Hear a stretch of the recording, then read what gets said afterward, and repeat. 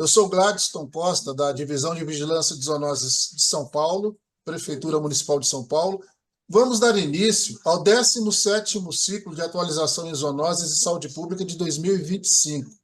Esse evento é realizado e transmitido pelo canal oficial da Faculdade de Saúde Pública da USP, e ele também estará presente, sendo transmitido no YouTube.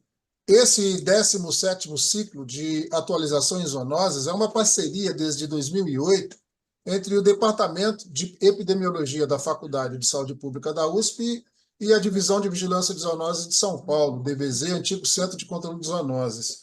Esse ciclo é tradicionalmente realizado na última quarta-feira de cada mês. Hoje, 24/9, será realizada a 7ª palestra do ano de 2025. A comissão organizadora deste evento é formada por mim, pelo biólogo Paulo Roberto Urbinati, do Departamento de Epidemiologia da USP, e pela professora Tamara Lima Câmara, e gostaríamos de agradecer à Comissão de Cultura e Extensão Universitária, CSEX, da Faculdade de Saúde Pública da USP, e à Divisão de Produção Digital, Tecnologia de Informação, também da Faculdade de Saúde Pública. As próximas palestras serão no dia 29/10/25, os temas ainda não foram definidos, tá? Um aviso importante aos participantes que quiserem certificado dessas palestras.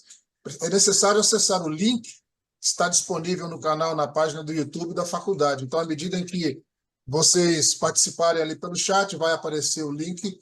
Acessem o link, só clicar em cima dele e fazer a inscrição, e automaticamente vocês receberão via e-mail o certificado a posteriori. Então, é importante colocar lá direitinho o endereço do e-mail, tá? É só preencher a ficha com o nome completo e a instituição. O link, como eu falei, vai ficar disponível das 9h30 até o meio-dia do dia de hoje. Quem não solicitar não vai receber o certificado por e-mail. Vou chamar a nossa colega professora Tamara para fazer a apresentação da primeira palestrante.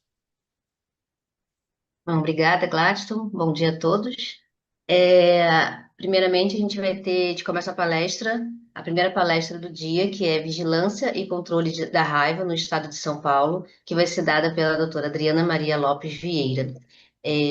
A doutora Adriana Lopes Vieira possui graduação em Medicina Veterinária pela Universidade de São Paulo, especialização em Saúde Pública e especialização em Administração de Serviços de Saúde para o Setor Público pelo CEASP. Ela é mestre em Ciências pelo Programa de Pós-Graduação em Epidemiologia Experimental Aplicada às Zoonoses da Faculdade de Medicina Veterinária e Zootecnia da USP. Ela já foi gerente do Centro de Controle de Zoonoses de Guarulhos e do Centro de Controle de Zoonoses de São Paulo, além de ter sido membro da Comissão Nacional de Saúde Pública do Conselho Federal de Medicina Veterinária. Ela responde pela presidência da Comissão de Saúde Pública e Veterinária do Conselho Regional de Medicina Veterinária do Estado de São Paulo e tem experiência nas áreas de epidemiologia, saúde coletiva, zoonoses e manejo populacional de cães e gatos, com ênfase em saúde pública. Então, doutora Adriana, a gente agradece a sua participação no nosso ciclo de zoonoses e lembrando aos presentes, a quem estiver assistindo, ela vai precisar sair um pouco antes do término da nossa sessão de hoje, então a gente pede para que quem quiser fazer perguntas, escrever no chat durante a apresentação da doutora Adriana. Então, mais uma vez, Adriana, agradeço a sua participação.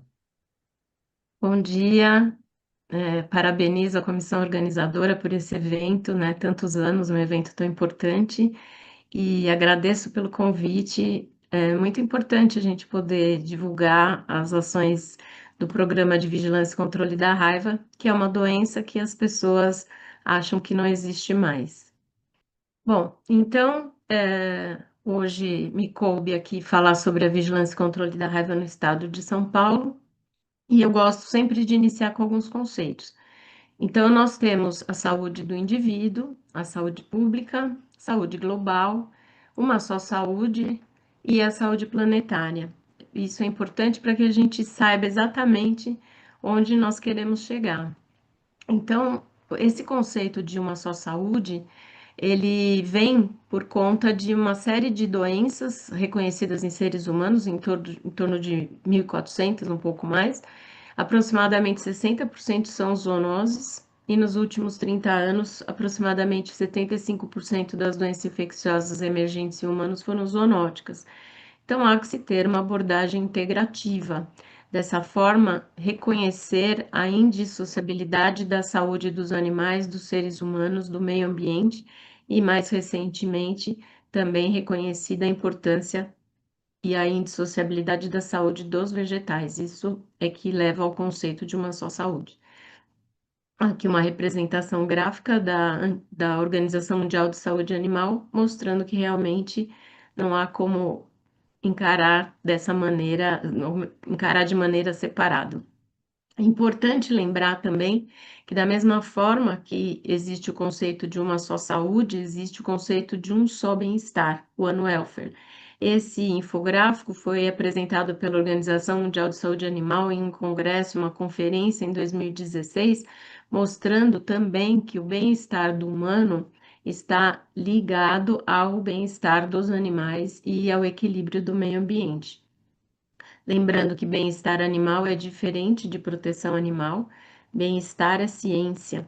Então, as ações de proteção animal são para garantir, além da saúde, o bem-estar. E então, lembrando esse conceito. E também, da mesma maneira, se discute o termo One Communication, que é uma sinergia dos esforços comunicativos, tanto na medicina humana quanto na medicina veterinária, para que nós consigamos, de fato, alcançar uma só saúde.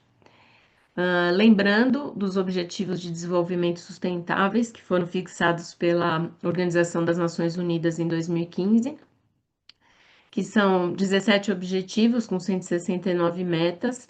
Eu destaquei aqui o objetivo saúde e bem-estar e a meta de, até 2030, acabar com as epidemias de AIDS, tuberculose e malária, doenças tropicais negligenciadas, combater hepatite, doenças transmitidas pela água e outras doenças transmissíveis. E aí, lembrando que a raiva também tem uma meta de, até 2030, chegarmos a 0 óbitos humanos de raiva por variante canina, por transmissão canina pelas variantes caninas. Então, só para conceituar, a raiva é uma doença infecciosa viral grave, causa encefalite progressiva aguda, causada pelos vírus do gênero Lyssavirus, família Rhabdoviridae, e clinicamente tem duas formas: a raiva furiosa, que é caracterizada por hiperatividade e alucinações, a raiva paralítica, caracterizada por paralisia e coma. A letalidade é aproximadamente 100% e acomete mamíferos, inclusive humanos. Por que que ela é tão importante? Porque estima-se que causa em torno de 59 mil mortes humanas anualmente e está presente em mais de 150 países, sendo que 95% desses casos humanos estão na África e Ásia. E aproximadamente 99% dos casos são por transmissão canina. E a transmissão ocorre pela saliva dos animais infectados, principalmente por meio de mordeduras, mas pode ser transmitida também por arranhadura e lambedura de animais infectados. O período de incubação varia entre as espécies, de dias até anos, tem uma média de 45 dias no ser humano, podendo ser mais curto em crianças. E esse período de incubação ele está relacionado à localização, à extensão, à profundidade dessas lesões causadas. O tipo de contato com a saliva do animal infectado, a proximidade da porta de entrada com o cérebro e troncos nervosos. Também importante lembrar que a concentração de partículas virais inoculadas é cepa viral. Então, o período de transmissibilidade nos cães e gatos é bem claro, né? A eliminação do vírus ocorre pela saliva 2 a 5 dias antes do aparecimento dos sinais clínicos e persiste durante toda a evolução da doença. Já nos animais silvestres não se sabe ao certo o período de transmissibilidade, lembrando que os morcegos, os quirópteros, podem albergar o vírus por longo período sem sintomatologia aparente, mas eles também adoecem. Todos os mamíferos são suscetíveis, mas é importante lembrar que essa doença é passível de eliminação no seu ciclo urbano, que é o transmitido por cão e gato, por meio de medidas eficientes de prevenção. Então, aqui a gente vai destacar a vacinação humana e animal, a disponibilização do soro antirrábico humano e a realização de bloqueios de foco. O vírus da raiva ele apresenta variantes antigênicas. Então, no Brasil foram encontradas as variantes 1 e 2, isoladas dos cães, variante 3, isolada em morcegos hematófagos, desmodos rotundos, mas também isolado, essa variante é isolada em morcegos frugívoros, Artibeus lituratus, a variante 4 de morcego insetívoro, Tadarida brasiliensis, e a variante 6 de morcegos insetívoros, Lasiurus cinereus. Há ainda duas variantes, as encontradas em Cerdócium tus, que é cachorro do mato, e Calitrix jacus, esses principalmente encontrados no nordeste do país. E quando a gente pensa na eliminação, né, naquela meta de 0 casos humanos até 2030, nós estamos falando das variantes 1 e 2, que são as isoladas de cães. Para que a gente possa atingir, então, essa meta, nós temos que implantar programas de vigilância e controle. Então, o programa tem vários pilares. Aqui eu coloco profilaxia da raiva humana, avaliação sorológica, diagnóstico laboratorial de raiva, vigilância epidemiológica, vigilância de reservatórios, a vacinação antirrábica de cães e gatos, integração entre áreas e esferas, a vigilância e controle da raiva em herbívoros, né, ou animais de produção, monitoramento da raiva em animais silvestres, pesquisa em raiva e educação em saúde. Lembrando que a vigilância e controle da raiva em animais de produção, as ações do programa são definidas pela Secretaria de Agricultura e Abastecimento aqui no estado de São Paulo, que seguem as normas do Ministério da Agricultura. Já o monitoramento da raiva em animais silvestres, ele deve ser feito por todos que tiverem conhecimento de animais suspeitos.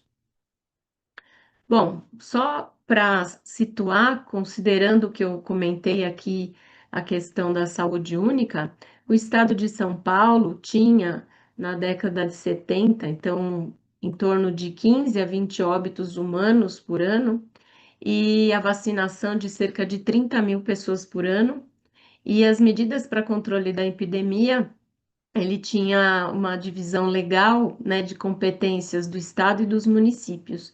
Nesse sentido, o Estado de São Paulo criou um grupo de trabalho em 1971. Esse grupo, ele tinha membros representantes do Estado e de outras instituições, então da Secretaria Municipal de São Paulo, Secretaria da Saúde, a Faculdade de Medicina Veterinária da USP, e interessante lembrar que também a União Internacional de Proteção dos Animais fazia parte desse grupo de trabalho. Então, nós já trabalhávamos nesse sentido de uma só saúde, né? Desde 1971. A raiva é um bom exemplo dessa questão. E aí, esse grupo chegou a algumas conclusões, né? Que a raiva era uma prioridade do governo da União na época, o estudo do programa de controle de zoonoses, que requer um esforço integrado e coordenado de atividades que estão em várias unidades em âmbito estadual e municipal, e a necessidade da harmonia com o Programa Nacional de Profilaxia da Raiva. Então, foi instituída a Comissão Permanente de Controle da Raiva na Secretaria de Estado da Saúde de São Paulo, desde 1973. Então, também com membros representantes do Estado e as outras instituições. E a partir de 2015, essa comissão passou a se chamar Comitê Estadual. Esse comitê ainda se reúne a cada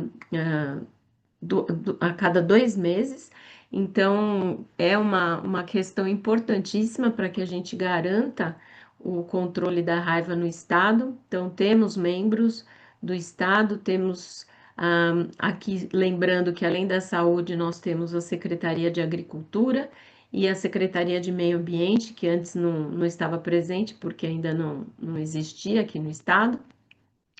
E nós temos outros representantes, por exemplo, o Conselho Regional de Medicina Veterinária, temos representantes da sociedade civil com notório conhecimento na área de saúde pública, e esse grupo, então, discute as questões da raiva no Estado e orienta tecnicamente quanto às condutas, identifica necessidades de apoio, de questões relacionadas a estudos e pesquisas.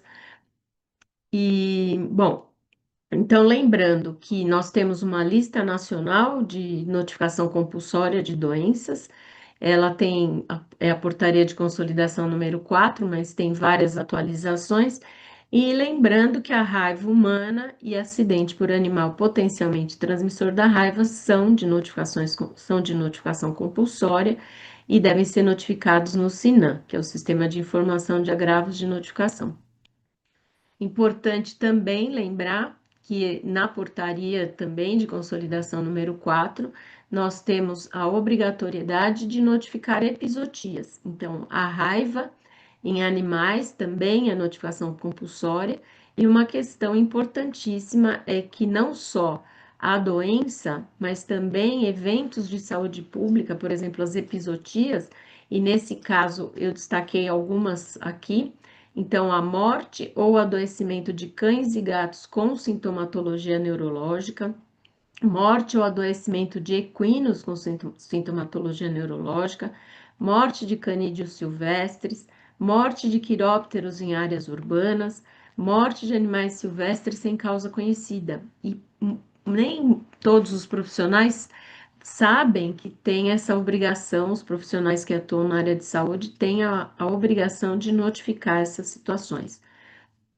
Para facilitar, o Conselho Regional de Medicina Veterinária publicou esse guia prático, então, para que os profissionais tenham mais facilidade para fazer a notificação. Então, aqui tem as orientações do que notificar e de que maneira. Então, voltando ao programa, a profilaxia da raiva humana no Instituto Pasteur, aqui no site, vocês podem encontrar a norma atualizada, que foi atualizada em julho de 2021. Existe também a nota do Ministério da Saúde. E lembrando que para grupos de alto risco, né, que têm elevada exposição ao vírus da raiva, os médicos veterinários também fazem parte. Essas pessoas devem fazer profilaxia pré-exposição, que é a vacina no dia 0 e 7, são 2 doses, então, e o controle sorológico para saber se as pessoas estão imunizadas. Algumas considerações. Então, será que nós devemos pensar só na profilaxia, ou seja, quando a pessoa teve o acidente, encaminhar para atendimento, né, para definição do tipo de profilaxia que ela precisa ser submetida? Ou nós temos que pensar também na prevenção de mordeduras? A Organização Mundial de Saúde diz que para que a gente atinja aquela meta de 0 óbitos humanos por raiva até 2030, nós devemos lembrar que se não houver as agressões, né, não houver mordidas, nós não teremos raiva. E, inclusive, eles dizem que para que a gente possa prevenir a raiva por essa transmissão canina, nós devemos entender a linguagem corporal dos cães. E isso é um papel muito importante dos profissionais médicos veterinários, para que a gente possa prevenir os acidentes. A Organização Mundial de Saúde, com vários parceiros, desenvolveu esse material educativo, que são as 5 chaves para prevenir mordeduras de cães. Nós colocamos lá no site do Instituto Pasteur, então entrando no site, vocês vão conseguir acessar os links para download desses materiais impressos. E pensando então nas agressões, o Ministério da Saúde fez um levantamento de 2009 a 2013 e havia quase 592 mil atendimentos antirrábicos por ano no país. E aí, em 2014 a 2019, houve uma nova avaliação e já a média tinha passado para 672 mil atendimentos por ano. Então, a gente não deve pensar apenas no custo, né? E muitas vezes, quando a gente avalia o custo desses tratamentos, estão incluídos os custos com os imunobiológicos e, às vezes, algum outro custo, mas a gente precisa lembrar que alguns acidentes causam até amputação de membros, necessidade de cirurgias reparadoras, enfim. Por isso que é importante a gente pensar em incluir essa questão da prevenção de mordeduras. No estado de São Paulo, nós temos aproximadamente 100 mil atendimentos por ano, 82% são causados por cães e 13% por gatos, e 70% dos cães e gatos agressores são passíveis de observação. Então, são animais que têm algum vínculo em geral, ou pelo menos as pessoas reconhecem quem são esses animais, onde eles estão. Dessa maneira, podemos até pensar como tentar definir estratégias para prevenção desses agravos.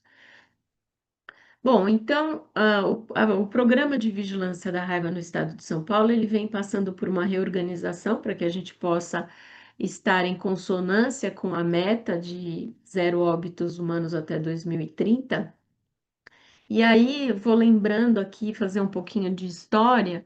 Em junho de 2017, o Ministério da Saúde encaminha um documento para o Instituto Pasteur, né, pensando na declaração de área livre de raiva canina pelas variantes 1 e 2, e naquele momento eles perguntam para o Estado qual era a intenção do Estado se declarar na sua totalidade ou em parte como área livre de raiva canina pelas variantes do vírus da raiva, variantes 1 e 2, mas o Estado de São Paulo só tinha variante 2, e em sendo declarado como área controlada, quais eram as perspectivas futuras de suspensão das campanhas de vacinação antirrábicas caninas e felinas anuais no Estado.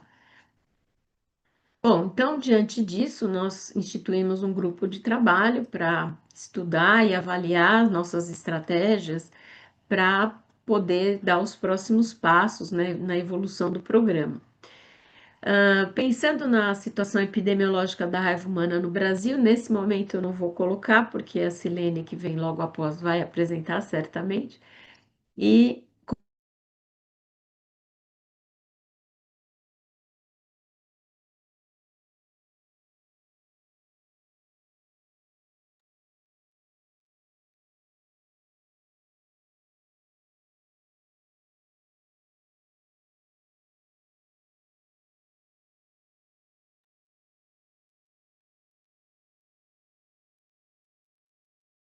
Parece que tivemos um problema com a transmissão da Adriana.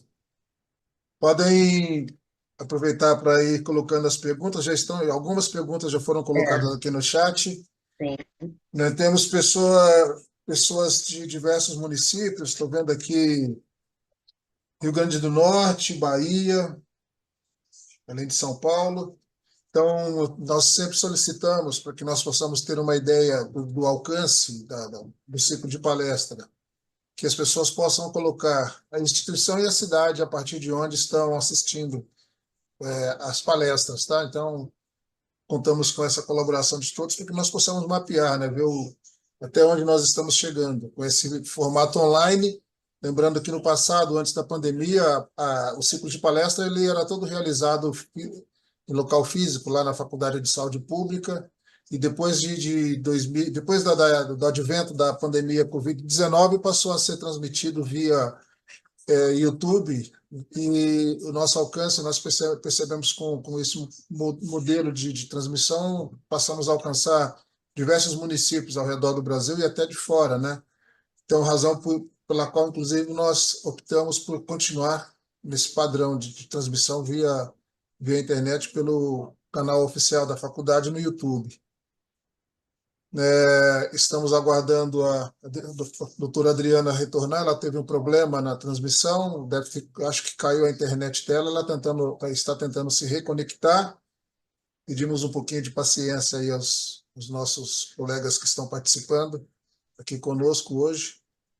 Já temos algumas questões sendo colocadas. A Ângela Ramos, ela já trouxe aqui uma questão: como se dá a formalidade de adesão dos municípios ao programa de erradicação da raiva no Brasil, que não vemos esse comprometimento de fato. Já é uma questão que ela trouxe. A Adriana, a Silene está aqui. Ela está comentando que eu posso começar, porque ela está Tá. tentando resolver, ela ainda não conseguiu. E eu já Então posso vamos, até responder. então vamos fazer todo o nosso procedimento padrão aqui. A Tamara, ela pode fazer a apresentação da Silene, e aí ela já começa, já tem até uma pergunta direcionada para o que ela vai abordar mesmo, né, no cenário nacional. Tamara, Tá. Vamos então retomar o ciclo de zoonoses, né? Para começar a segunda palestra, depois a doutora Adriana voltando, ela continua a apresentação. Então, a nossa segunda palestra vai ser dada pela doutora Silene Manrique Rocha e é sobre raiva no século XXI, realidade epidemiológica e o papel da saúde pública no Brasil. Bom, a doutora Silene Manrique Rocha, ela possui graduação em Medicina Veterinária pela Universidade Federal do Mato Grosso, mestrado e doutorado em Saúde Animal pela Universidade de Brasília. Atualmente é consultora técnica OPAS, Secretaria de Vigilância em Saúde e Ambiente do Ministério de Saúde do Brasil. Ela tem experiência na área de medicina veterinária, com ênfase em medicina veterinária, atuando principalmente nos temas de vigilância em saúde, controle e profilaxia da raiva, vigilância epidemiológica, raiva silvestre e raiva canina. Então, doutora Silene, a gente agradece aí também a sua participação, a sua palestra no ciclo de zoonoses de hoje. Muito obrigada. Primeiro, agradecer imensamente, né, todos pelo convite. Para mim, quanto mais a gente consegue falar e tá podendo mostrar a nossa realidade atual da raiva, né, como a Adriana bem colocou, a raiva não acabou, né, na verdade a gente tem aí muitos casos de raiva, mas não por cães, e isso a gente vai mostrar aqui na nossa apresentação, como a Adri falou, né, bem falou, a gente tem uma contextualização importante aí, mais de 50 anos de programa da raiva no Brasil, então é um bom exemplo de uma só saúde, é uma ótima ferramenta, né, que a gente teve de mostrar, né, uma ótima oportunidade, aliás, de mostrar que o Brasil ele é capaz de eliminar uma doença que é imunoprevenível, né? Então, a gente tem aí a raiva, né, na década de 50, de 60, que era realmente muito, né, evidente no país, e hoje a gente já tem um outro cenário. Vamos dizer, um pouco mais confortável, mas que a gente não pode deixar de fazer a vigilância, né? Então, contextualizando um pouquinho, a gente sabe que a raiva ainda é uma das doenças que mais antigas da história da humanidade e que realmente ela causa uma letalidade de aproximadamente 100%. Ela é considerada uma doença negligenciada em outros países, principalmente, né? E ela tem a meta de eliminação até 2030. Mas a gente sabe que essa parte, né, a importância de saúde pública da raiva, ela vai ser principalmente pela alta letalidade, como eu já falei, pelo impacto psicológico e emocional, porque a partir do momento que uma pessoa é mordida por um animal, ela já acha que ela vai ficar doente, quando sabe, né, da situação, o alto custo, e é desafiador para todas as autoridades de saúde pública do país. A raiva no mundo, ela ainda mata 60.000 pessoas, tá? Então, toda essa parte em vermelho, a gente tem uma situação de alto risco que é negligenciada realmente. Então, a gente sabe que nessas localidades não vai ter vacina, não vai ter soro, muito menos a vacinação canina. E aproximadamente, isso é apenas uma estimativa, que pode morrer 60.000 pessoas por ano. América Latina, a gente já teve um trabalho muito bem executado pela Organização Mundial de Saúde, pela, né, Panaftosa, que sempre está conosco, e a gente tem aí uma redução bem significativa dos casos de raiva humana causadas por cães. E esse plano começou em 83, né, que era realmente o plano de eliminação de raiva das Américas, e a gente conseguiu números bem interessantes. Então, na América Latina inteira, em 2015, de 2010 a 2019, aliás, a gente tinha 139 casos, sendo que uma década anterior tinha mais de 1.000 casos registrados de mortes por cães, né? E isso é um retrato de um trabalho, né, de várias mãos, muitas pessoas que fazem realmente a vigilância da raiva acontecer no país, e na América Latina especificamente, né? O último caso de raiva humana do Brasil foi em 2015, mediada por cão, tá? Com a variante canina, como a Adriana falou anteriormente. E a gente tem a meta da OMS, que era de eliminar a raiva até 2030. No entanto, o Brasil colocou, né, como uma possibilidade muito real da gente ter a eliminação em 2026. Né? Então, esse compromisso foi realizado pelo Ministério da Saúde e a gente já está em fases finais do dossiê de eliminação. Ah, mas como assim? O Brasil tem essa possibilidade? Sim. O Brasil tem todas as ferramentas, né, tem todas as possibilidades comparado a outros países ou a outras realidades que não a do SUS, para eliminar a raiva humana e manter esse status de área livre, né? Então, um cenário que a gente mostra aqui de 86 até hoje, né? Então, a gente tem aí, a partir de 2015, 0 casos de raiva humana transmitida por cão. O último registro que aconteceu no Nordeste, no Maranhão, em 2013, por variante 2, e o registro de 2015, que foi o último do país mesmo, que aconteceu na fronteira com a Bolívia, com a variante 1, que essa é a variante das Américas, né? Então, ela vai estar presente em toda a América Latina, e a variante 2 também estava presente. No entanto, desde essa data, a gente já não tem mais casos de raiva humana que acontecem.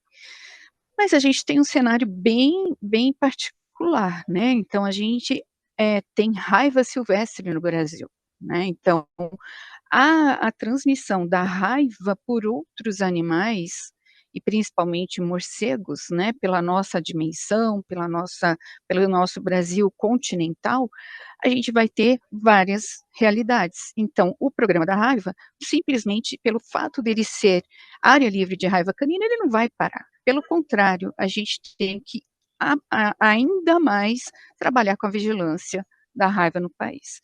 A gente tem, até hoje, né, 2007 até hoje, 27 casos de raiva humana transmitidas por morcegos, tá? Que ele passa a ser o maior transmissor de raiva no Brasil. E a gente tem ainda um agravante, que são raiva de variante de morcego transmitidas por cães e gatos, e que esses animais são os mais próximos dos seres humanos, né? Então, a gente tem várias situações que devem ser trabalhadas com um olhar de vigilância vigilância ativa mesmo, né? Então, a gente tem aqui 5 casos causados por gatos e cães, né, com a variante de morcego, um desconhecido e um por bovino em 2023. Mas a gente vai falar um pouquinho mais aqui, né? Então, a Adri colocou bem como foi, a doutora Adriana colocou a parte da vigilância da raiva, no estado de São Paulo, que foi, né, um pouco mais adiantado do que o Brasil. Mas a partir de 73, a gente teve o programa iniciado no país, né, e a princípio era só nas capitais, e a partir da década de 80, né, 77 para 80, ela já ampliou toda a vigilância da raiva e atendimento antirrábico, principalmente em todo o país, né, até hoje, onde estamos, né, 2025. Então, de 77 a 90, a gente teve aí a participação especial, né, aí vamos dizer, das campanhas de vacinação que eram realizadas num dia único em todo o país, e a gente tinha também a descentralização da vacina e da profilaxia antirrábica, né, principalmente com as normas atualizadas e também com toda essa parte de atendimento adequado à população, né. Então, aqui é uma foto da doutora Cristina, que a gente colocou num artigo, e ela fica bem clara nesse sentido, né. a fila que a gente tem de vacinação antirrábica na década de 80 e 70. Mas agora, com a área livre, o que vai mudar? Gente, os pilares para a vigilância da raiva não mudam, né? O que a gente tem efetivamente de ferramentas para trabalhar com isso? A gente tem a notificação e a investigação da raiva humana, né, e animais, principalmente cães e gatos. Hoje a gente tem um alerta especial para animais positivos, né, para raiva, e detectar imediatamente qual é a variante desses animais. A profilaxia antirrábica humana, né, tanto pré-exposição como pós-exposição, o monitoramento de circulação viral e a atividade, né, de vacinação, que ainda continua em muitos estados. São Paulo não faz mais, porque tem uma situação mais confortável. Agora, a gente tem estratégias para áreas de maior risco, como o Nordeste do país, como as áreas de fronteiras, como eu vou mostrar mais para frente. E a gente tem aqui uma única ferramenta que vai funcionar na raiva: a trabalhar uma só saúde. Não adianta a gente falar que vai ter notificação, vai ter a profilaxia, e não tem o trabalho de uma só saúde com várias instituições, não só a de, né, aqui, Ministério da Saúde, que assumiu toda essa parte, sendo que em outros países, às vezes, a gente tem o Ministério da Agricultura com uma parte animal e o programa da raiva lá, e no Brasil a gente tem a parte animal, né, e humana aqui no Ministério da Saúde. E Ministério do Meio Ambiente, as secretarias de meio ambiente devem ser trabalhados também. Hoje, a gente vai ter um conceito diferente para animais positivos para a raiva. A raiva canina, né, mediante a variante, ela vai ser colocada como raiva canina, né? Então, a gente tem aí raiva com variante genética de cão mesmo, vai ser a raiva canina, e a raiva em cães é todas as outras variantes silvestres que podem atingir os animais, tá bom?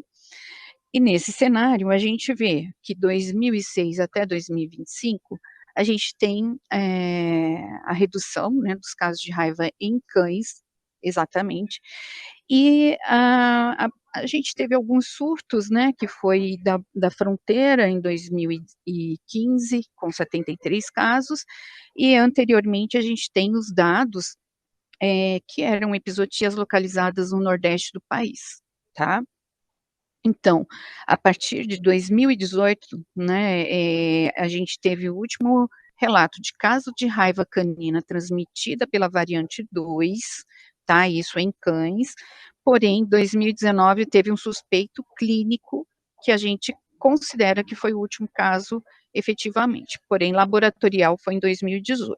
A partir daí, a gente pode ver o aumento de raiva por animais silvestres, então é raiva em cães por animais silvestres, e a maioria deles causada por canídeos selvagens lá no Nordeste do país.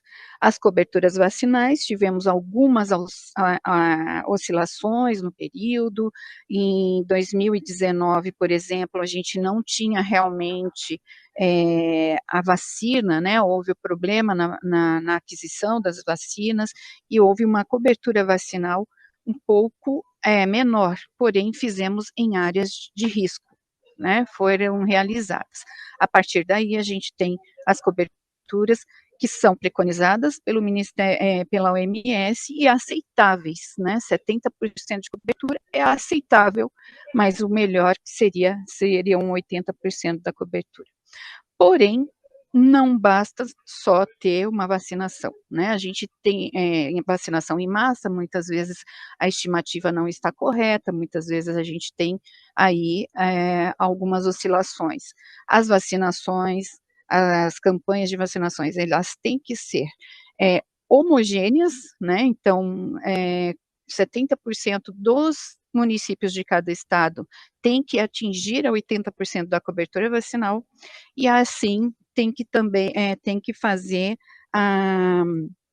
o bloqueio exato, né, que é a imunização de rebanho. Então, para a gente alcançar essa imunização de rebanho, a gente tem que ter esses padrões, a homogeneidade da campanha e a cobertura acima de 80%. Ah, mas o Brasil vai ter mesmo esses requisitos com tanta diferença, né, com essas coberturas que estão oscilando? Sim, porque além da gente fazer todo esse trabalho, a gente tem os bloqueios de foco. Então, além de fazer as coberturas vacinais a qualquer caso que seja suspeito de raiva canina, né, ou gato, a gente faz o bloqueio de foco imediato, tá? E isso leva a gente escrever esse documento e mostrar que um país como o Brasil, ele tem condições sim de ser área livre de raiva canina, porque na OMS eles preconizam que 5 anos sem casos de raiva humana já seja livre, e nós estamos há 10 anos sem casos de raiva canina transmitida por caso humano por raiva canina, certo?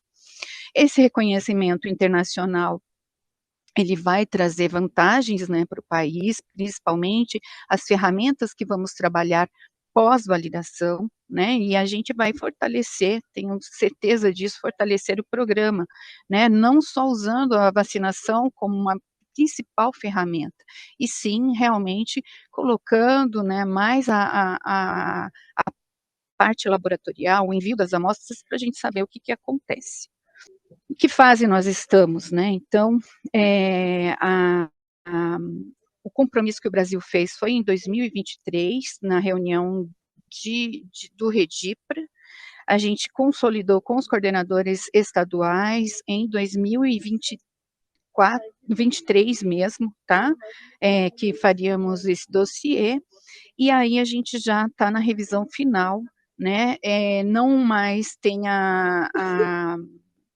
a fase de entregar na COP, mas sim até o final deste ano, tá?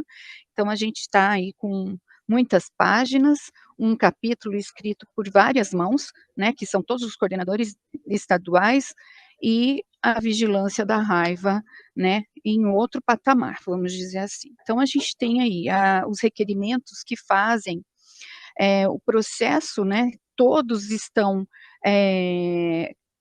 nesse plano regional de eliminação da panaftose, da OMS, e a gente tem todos esses requisitos. A gente tem utilização de vacina humana de cultivo celular, a canina também, ausência de casos humanos nos últimos 5 anos, ausência de casos por variante canina, né, durante os últimos 5 anos no país, as notificações obrigatórias que a gente tem não só pelo Sinan e pelo tanto animal quanto a humana, e até o atendimento antirrábico, que é um dos únicos países que tem esse sistema para fazer essas notificações.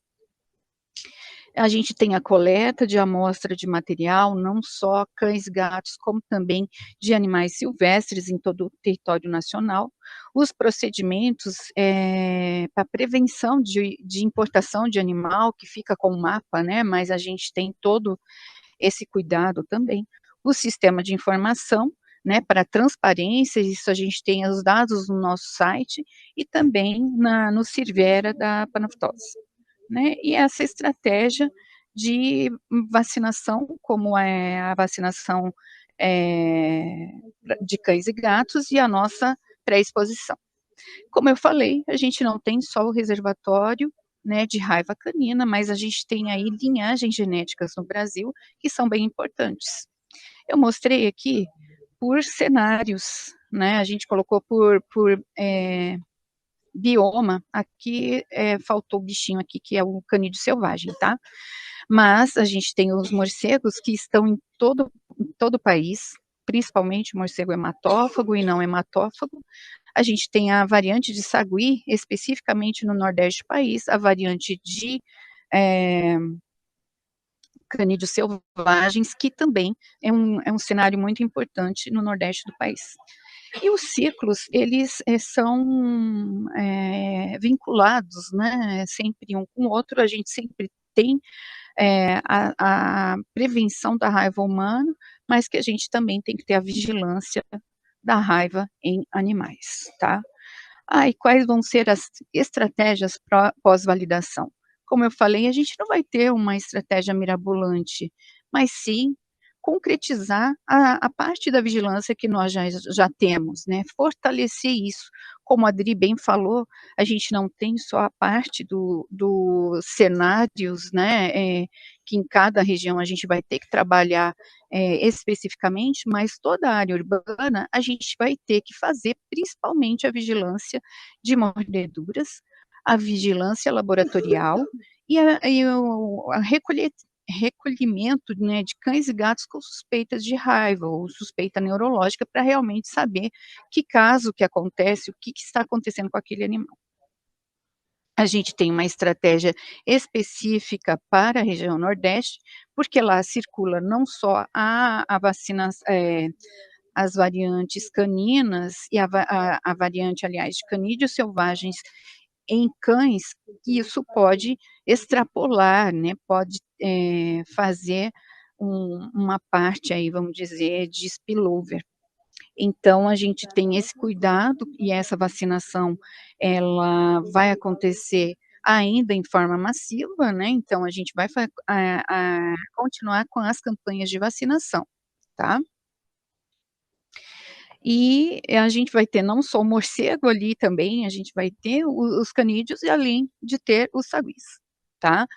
E como eu falei, o bloqueio de foco, esse vai ter mais um significado, ele vai ser mais ativo ainda na situação dos casos de raiva canina, né, então, imediato, oportuno, como já fazemos, então qualquer animal suspeito, ele vai ter essa ação, né, de bloqueio, investigação, se houve mais pessoas agredidas, a profilaxia, a análise final, e principalmente a saber qual vai ser a variante. Temos o plano transfronteiriço, que isso é muito importante. Hoje a gente tem um trabalho desde 2015 na fronteira com a Bolívia. No entanto, a gente vai ampliar esse trabalho, né? Vai estar colocando a importância de identificar os casos de raiva humana e canina, também, né, em toda a área de fronteira, nem seja Venezuela, né, que é uma parte também que a gente tem muito silenciosa, mas que a gente vai estar trabalhando toda essa área de fronteira com o Brasil, tá?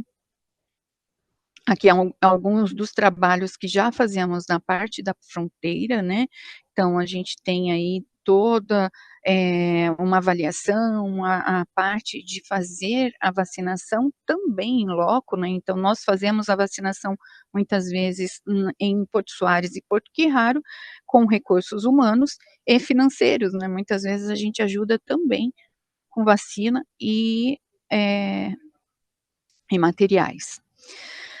Mas e a vigilância de raiva silvestre, né, então, na verdade, esse sim é o instrumento que a gente tem que fortalecer na Uma Só Saúde, né, a gente tem sempre, o Brasil trabalhou muito com animais de interesse para a saúde pública, que eram especificamente cães e gatos, né, esse foi a estratégia de montar o programa da raiva. Hoje a gente tem a vigilância passiva de animais silvestres que está com a Ministério da Saúde, e eu não vejo só o Ministério da Saúde trabalhando com isso.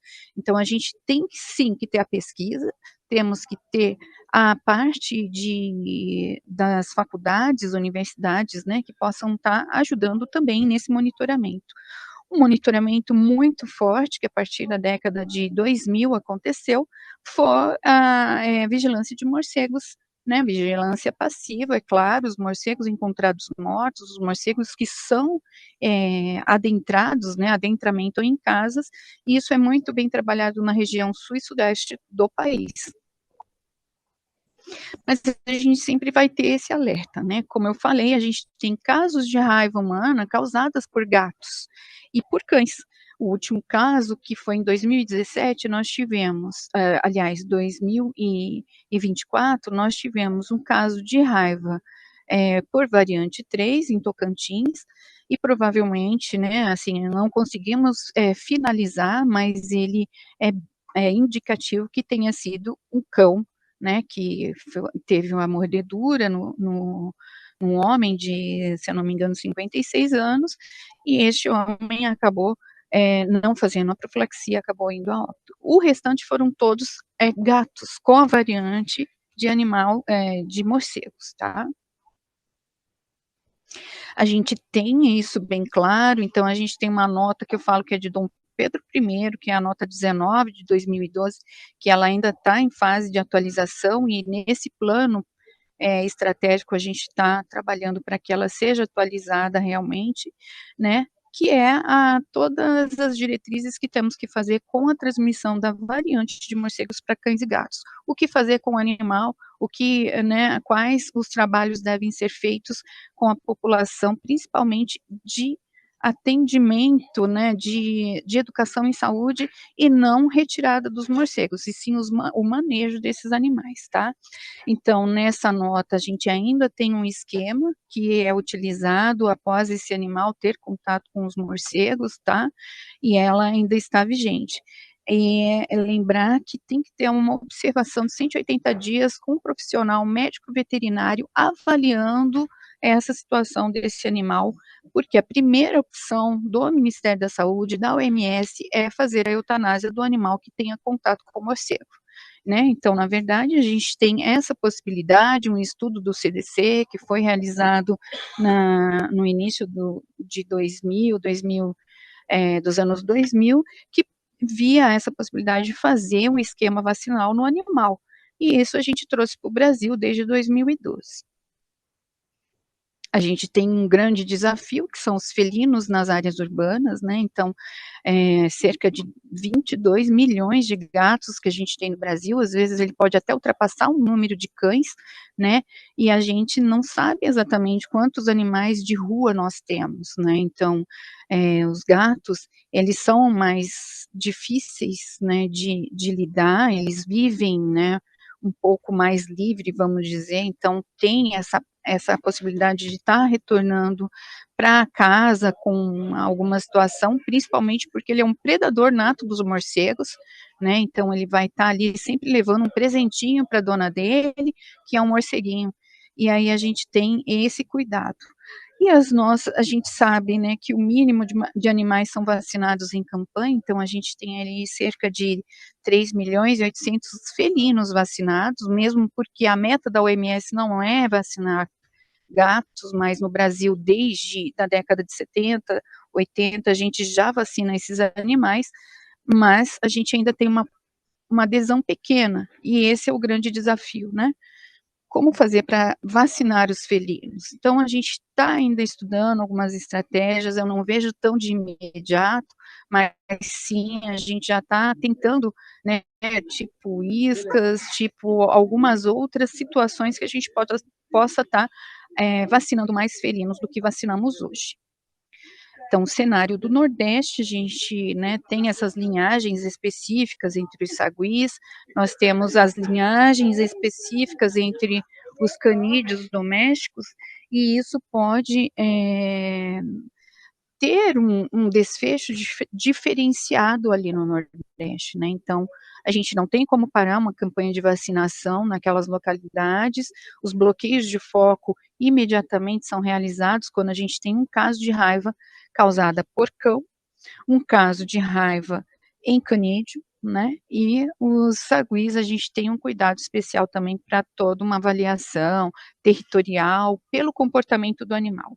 Mas isso a gente precisa estudar mais, né, o Brasil tem estudos pequenos, a gente não tem muita coisa para saber qual é o comportamento exato do sagui, como esse animal, quanto tempo que esse animal pode transmitir a raiva para o ser humano, e tem ainda uma situação bem diferenciada. O sagui, ele é criado como um animal doméstico em muitas áreas do Nordeste, e as pessoas não têm a noção que esse animal pode transmitir a raiva.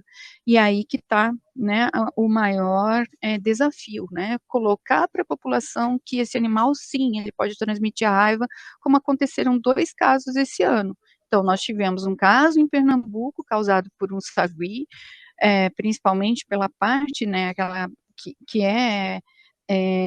venda, né, desse animal, então ele é comercializado ali no Nordeste também, e uma no Ceará. Então, nesses últimos anos, nós tivemos 5 casos de raiva causado por sagui ali na região Nordeste, tá? Então, aqui, né, as localidades, né, os estados onde nós tivemos os casos de raiva por sagui no Brasil, humanas, tá? E a circulação desses animais acontece em todos os estados do Nordeste. A gente tem uma ferramenta que foi muito importante, principalmente nos trabalhos que nós fizemos de epizootias, os trabalhos que são com o pessoal da febre amarela, né, a epizootia da febre amarela trouxe para a gente, né, uma vigilância integrada a partir de 2017 e a gente teve um aumento de envio de amostras. Esse aumento de 67 vezes, né, o envio das amostras para laboratório detectou a raiva de saguis por variante 3 em 3 estados do país.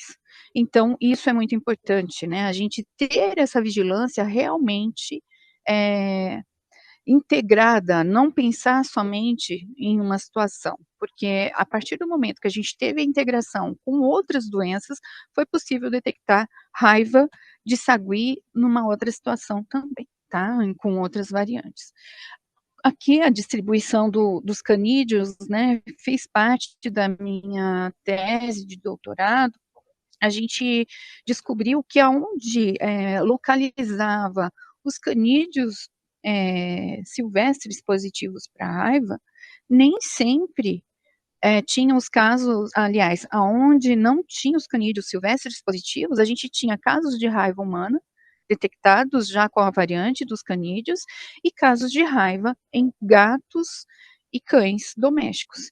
Então, o número de animais, que a gente tem uma média de 30 canídeos positivos por ano, a gente tem aí cães e gatos que muitas vezes são, né, detectados com essa variante, sem nem saber que tem a circulação ali naquele local. Tá, então muitos momentos aqui a gente tem mais canídeos selvagens positivos do que cães. E quando temos os cães domésticos, eles têm a linhagem de mais de 60% seguramente aí dos canídeos silvestres. E aí, o Brasil vai ter condições de fazer a vacinação para os canídeos e para os saguis? A gente precisa de mais estudos, mas a gente já tem uma estratégia, né, e está sendo estudada, é claro que não vai ser só responsabilidade do Ministério da Saúde, e a gente tem que fazer a várias mãos. Então, alguns estudos já estão sendo iniciados, né, para a parte de vacinação dos canídeos especificamente. Dos saguis ainda está bem mais lento, vamos dizer assim, do que a gente pretendia, né? Mas ainda vai acontecer. E o guia de vigilância que a gente pretende lançar aí nos próximos anos. E assistência à população, né? Esse é o QR Code para o nosso guia de vigilância, que ele vai mostrar toda a atualização que nós temos do atendimento antirrábico, né? Então, é uma dos pré-requisitos para a gente ter área livre da raiva, né, pela OMS, e a gente sempre está atualizando. A última atualização foi em 2022, mas a gente já tem aí agenda para os próximos anos e já tem mais pontos aí para serem atualizados, principalmente das nossas normas. Então, a gente tem aí uma média de 670 mil atendimentos, tá? A maioria, 95%, vou colocar até um pouco mais, que são cães e gatos, né, que vão ter, as pessoas vão ser agredidas por esses animais. Como a doutora Adriana tinha comentado, a gente vai ter acidentes muito graves por cães que vão precisar de assistência, mas tem muitos deles que não necessitariam nem de fazer o atendimento, porque são manipulados na hora que estão comendo ou com filhotes, né? Isso é evitável. Isso não precisaria, né, já que esse animal é observável, é conhecido, não precisaria ter esse atendimento ou o desperdício de soro e vacina para essa pessoa que está com um animal que é conhecido. Os gatos eu não vou, né, questionar muito, porque a gente sabe que ele é difícil, sabe que tem mais agressivo, né, nesse sentido, mas é possível fazer o atendimento adequado e oportuno para esses animais. Agora, os cães, seguramente, dos 84% que eu tenho aqui, mais de 60% são observáveis, e não precisaria de nenhum tipo de atendimento, que eu digo soro ou vacina para essas pessoas que são agredidas por ele.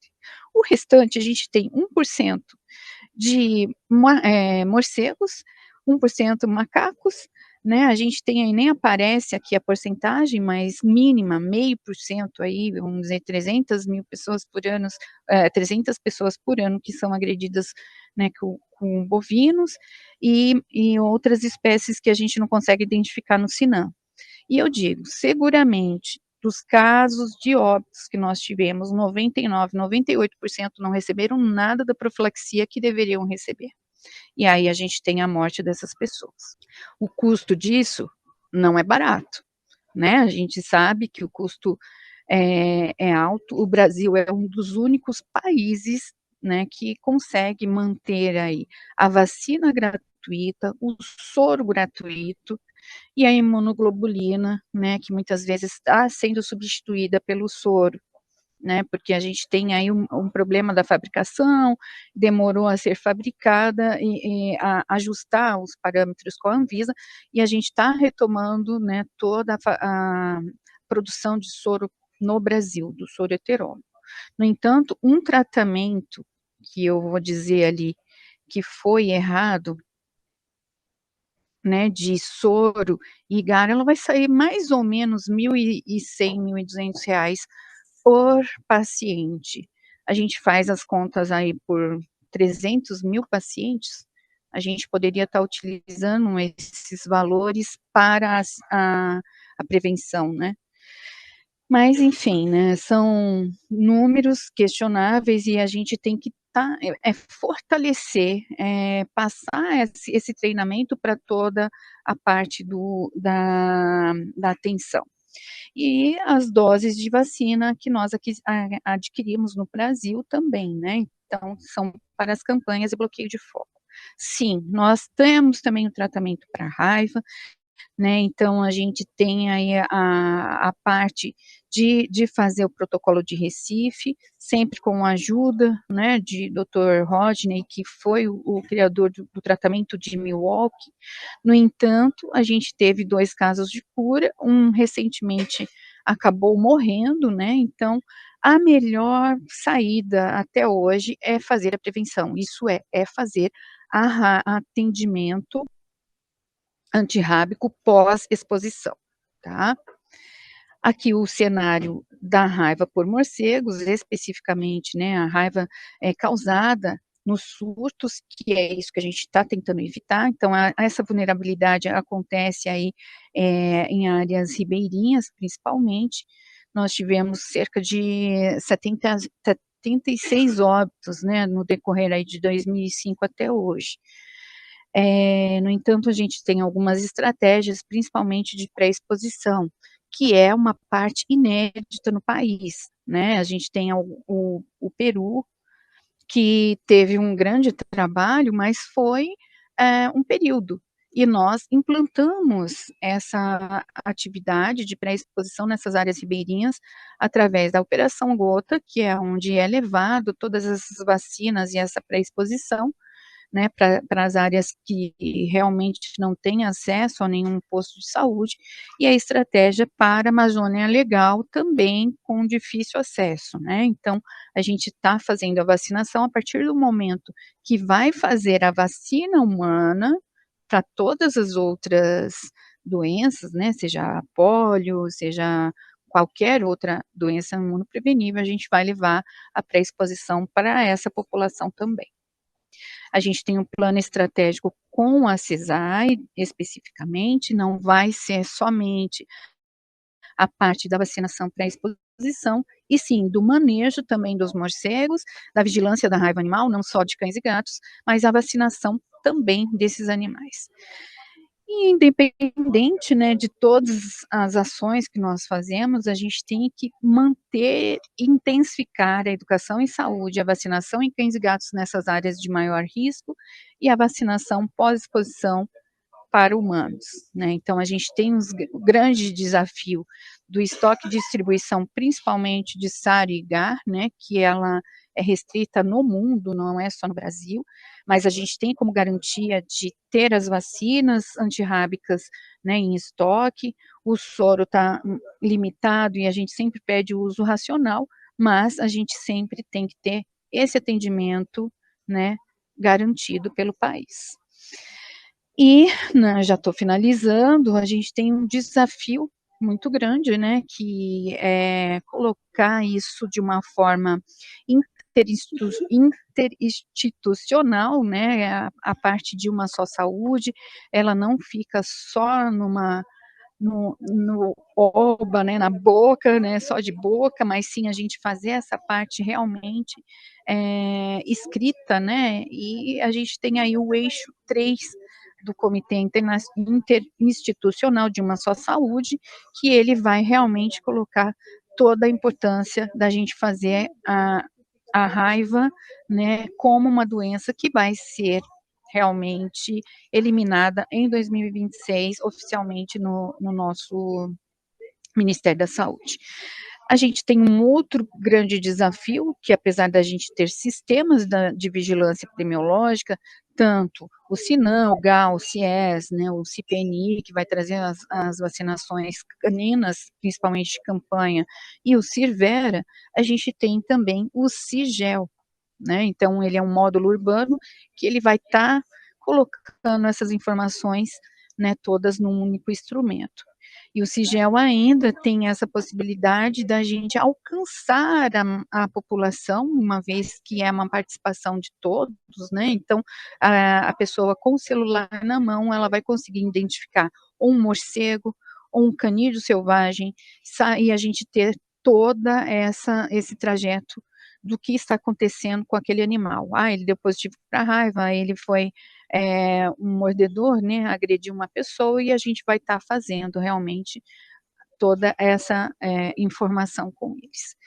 Então, agradeço desde já, né, todos estarem, né, participando e assistindo, e estou disposta aqui para fazer todas as perguntas, né, que tiverem para responder. Muito obrigada. Agradecemos imensamente a excelente palestra da doutora Silene. A doutora Adriana conseguiu retornar, ela tinha tido um problema na conexão no meio da palestra dela. Adriana, você gostaria de terminar de fazer a exposição que você vinha fazendo? Eu vou completar aqui o que eu tinha Sim, preparado, e aí depois a gente parte para as dúvidas, então. combinado. Bom, então eu acho que eu tinha chegado até aqui, que era a situação do estado de São Paulo. Então, nós tínhamos aqui os casos em azul, os casos humanos por transmissão canina.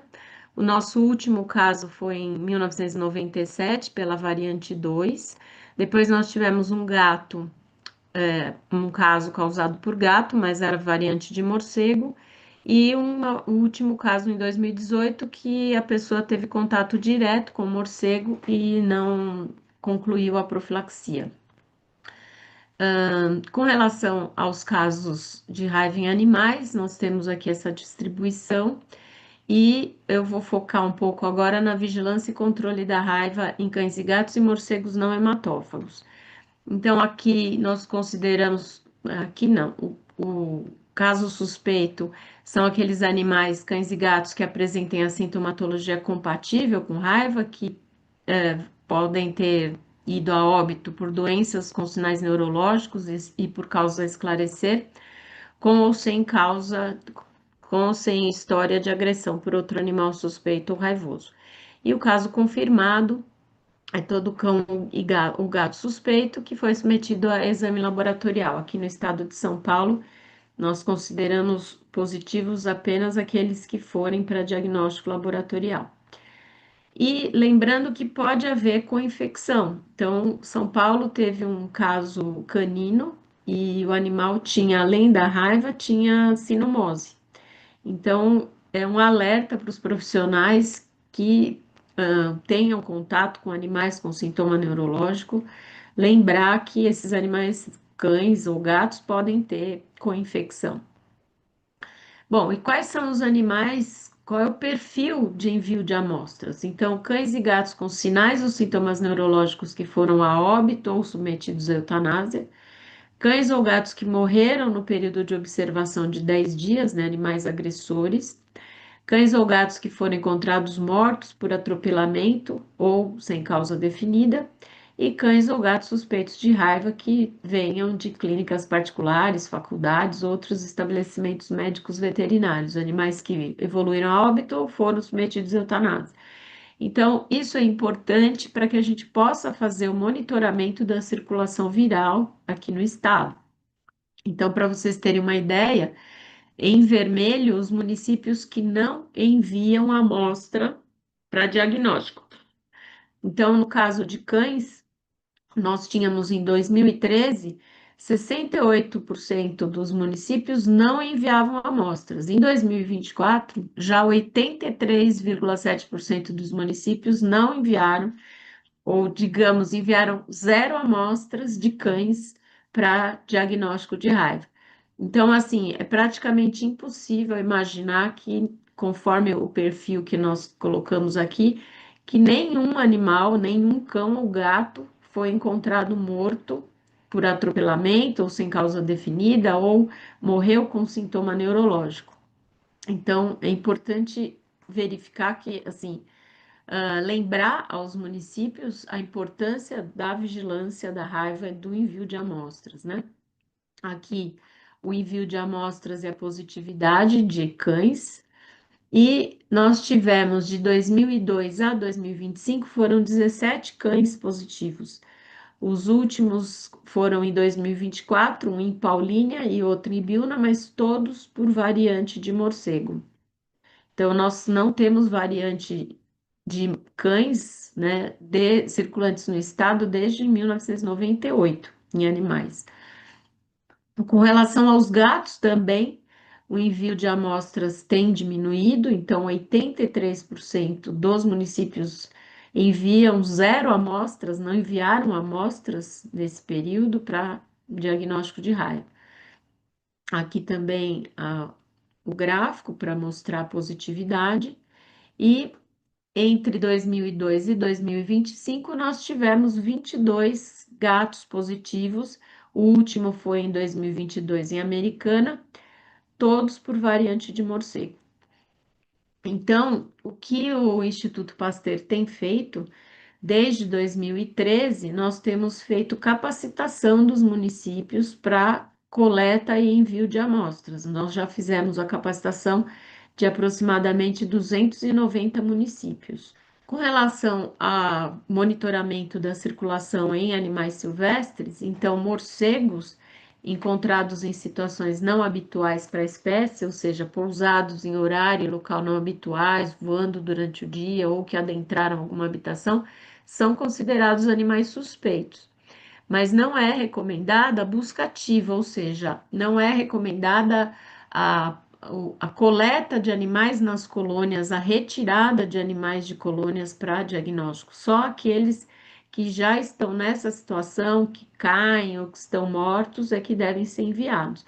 E com relação aos outros mamíferos silvestres, também aqueles com ou sem sinais ou sintomas neurológicos encontrados mortos ou atropelados, que foram a óbito ou submetidos à eutanásia, devem ser encaminhados. Como a doutora Silene colocou, a situação da raiva em animais silvestres é uma grande preocupação atualmente. E aí, aqui no estado de São Paulo, em março de 2025, neste ano, nós encontramos um Cerdócio tus positivo para raiva em área urbana, com variante compatível com morcego não hematófago. E então é importante termos sempre a vigilância, estarmos sempre atentos a essas questões. Quando é encontrado um morcego positivo para raiva, as ações são casa a casa para orientação da população, não tem indicação de bloqueio de foco nesses casos, mas a busca de pessoas contactantes ou outros animais que tiveram contato com os morcegos devem ser encaminhados para os humanos encaminhados para a profilaxia, e os animais vão ser submetidos àquele esquema vacinal que a doutora Silene comentou. Então, aqui o envio de amostras de morcegos. E lembrando, como eu tinha dito já no começo, é que as ações voltadas aos animais de produção, elas são definidas pela Secretaria de Agricultura e os municípios fazem parceria ou trabalham em cooperação com a Secretaria de Estado. Quando há animais de produção positivos, também não há recomendação de vacinação de cães e gatos, né, bloqueio de foco, mas esses animais devem ser encaminhados para diagnóstico e a busca de pessoas que eventualmente tenham contato com esses animais positivos devem ser encaminhados para atendimento médico. Aqui o envio de amostras. E com relação à vacinação antirrábica, então, nós temos as estratégias de bloqueio de foco, que são nos casos de cães e gatos positivos, e aí sim há uma vacinação sistemática, casa a casa, avaliando o deslocamento, o provável deslocamento desse animal positivo, né, e se houve contactantes humanos e animais, e aquela situação em que há cães e gatos que tiveram contato com o morcego. Então, esses animais, eles vão, se os morcegos, se o morcego que houve o contato for positivo, esses animais vão ficar sob monitoramento durante 180 dias e eles vão receber o esquema vacinal. Então, cães e gatos que nunca tiveram a vacinação contra a raiva, eles vão receber 3 doses de vacina nos dias 0, 7 e 30. E os cães e gatos que já haviam sido previamente vacinados, eles vão receber 2 doses. Como a doutora Silene comentou, a nota 19 vai ser atualizada aqui no estado de São Paulo, assim, está saindo já praticamente para publicação. Nós atualizamos uma nota aqui no estado e nós vamos inserir a vacinação de cães e gatos recontactantes, ou seja, às vezes o animal, no mesmo ano, ele entra em contato com o morcego mais de uma vez. Então, nós vamos indicar, nesse caso, uma dose de reforço para aqueles animais que tiveram já uma pós-exposição há menos de um ano. Então, ao invés de fazer um esquema de 2 doses, esses animais vão receber uma dose de reforço. Bom, com relação às campanhas, né, elas têm o objetivo de manter uma barreira, né, de interromper a transmissão. Então, a Organização Mundial de Saúde coloca que quando a gente tem elevado número de casos humanos para raiva, então deve ser instituída a vacinação massiva de cães, né? Então, durante vários anos, com campanhas de vacinação, o número de casos humanos tende a diminuir. Então, a gente passa de uma situação endêmica para a situação de controle, uma situação em que não há óbitos humanos, a eliminação e a manutenção, né, mantendo a área livre de raiva. Então, é a situação do estado de São Paulo. Já que nós tivemos o último caso humano em 97, por variante canina, e o último caso animal em 98. Então, com base em vários dados da Organização Pan-Americana de Saúde, com relação ao perfil da raiva no país e no estado de São Paulo, lembrando que as campanhas, elas têm esse objetivo de, num curto espaço de tempo, vacinar o maior número de animais para que haja o interrompimento da transmissão da raiva naquela população. Então, considerando que o estado de São Paulo já atingiu esse controle, né, nós entendemos que as campanhas são atividade de emergência para áreas endêmicas e epidêmicas, e então, considerando também o perfil dos estados do sul do Brasil que não realizam campanhas desde 1995 e não há circulação da variante 2, o estado de São Paulo, então, concluiu que não se justifica mais a realização de campanhas. No entanto, deve ser mantida a vacinação individual de cães e gatos e, então, por uma discussão do grupo de trabalho, essa discussão foi levada até a Comissão Intergestores Bipartite, que são membros do Estado e municípios, então foi aprovada a manutenção da vacinação como rotina, como para os contactantes de morcegos, cães e gatos contactantes, e bloqueio de foco. E as campanhas foram suspensas no estado de São Paulo desde 2022. Então, lembrando que ainda existe a vacinação no estado em outras estratégias, né? Rotina, bloqueio, quando for o caso, e os contactantes de morcego. Então, devem ser mantidas a vacinação individual, a responsabilidade dos tutores, e eles podem procurar os municípios que têm os postos fixos de vacinação, que são para vacinação de rotina. Outro pilar do programa é a integração das áreas, né? Então, agricultura, meio ambiente, a limpeza urbana para o recolhimento de animais mortos, a questão da assistência médica, essa parceria com os estabelecimentos particulares, estabelecimentos veterinários, para captar esses animais com sintomas neurológicos, enfim, as áreas de defesa animal e de bem-estar animal também, para que esses animais, para que os animais com sintomas neurológicos que sejam submetidos à eutanásia ou que vão a óbito sejam encaminhados para diagnóstico. E para facilitar essa integração com as clínicas particulares, o Instituto Pasteur criou esse formulário, então os profissionais podem se cadastrar nesse formulário e aí nós encaminhamos para os municípios para que eles façam uma parceria e eles consigam melhorar esse envio de amostra, inclusive a captação do número de animais vacinados com vacinante rábica. E então é importantíssimo a gente pensar nas atividades de educação, de informação, de comunicação, para que as pessoas continuem vacinando seus animais e que saibam que a raiva ainda existe, qual é o risco também de entrar em contato com animais silvestres, como a doutora Silene comentou, tem muitos animais que são traficados e as pessoas querem criar animais silvestres, né, em seus domicílios. Então, para que essas informações sejam amplamente divulgadas, o Instituto Pasteur já vem promovendo anualmente seminários técnicos sobre os avanços científicos, né, para qualificar e atualizar os conhecimentos. E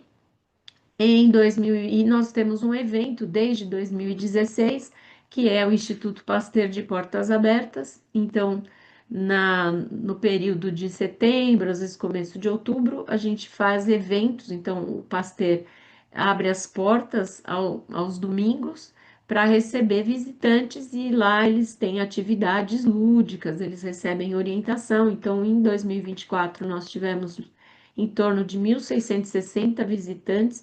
Então, houve pessoas de outros estados, foram 19 estados e até de outros países, 14 países, pessoas visitaram o Instituto Pasteur nessa época.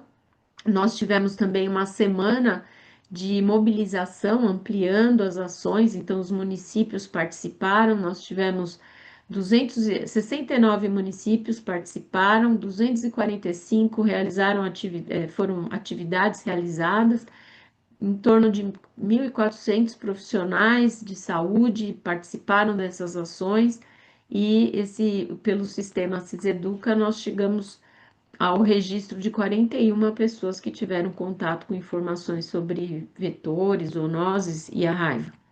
Então, este ano, nós teremos no próximo domingo e no dia 5 de outubro esse evento, Pasteur de Portas Abertas. Aproveito para convidar a todos que participem das 10 às 16 horas. É muito interessante, as crianças gostam muito e eu acho que é uma estratégia importante para divulgar que a raiva ainda existe, né? E quais são os riscos. Um pilar importante que eu comecei a comentar é que a gente pode partir para a prevenção de agressões, para diminuir, como a doutora Silene falou, tem muitos animais que são observáveis, nas situações em que não são observáveis, há necessidade da profilaxia, mas podemos pensar em algumas ações para prevenir essas agressões, né? E então os desafios são ações que visem a vigilância da raiva em morcegos e outros animais silvestres, intensificar a integração dessas áreas e a prevenção de agressões. Agradeço, peço desculpas pelo problema aí que eu tive com a internet e fico à disposição para as dúvidas. Muito obrigada. Imagina, nós aqui agradecemos, doutora Adriana, excelente palestra. Esses probleminhas técnicos de vez em quando acontecem, né? Temos algumas perguntas. Tamara, posso começar por aqui? Pode começar, Paulo.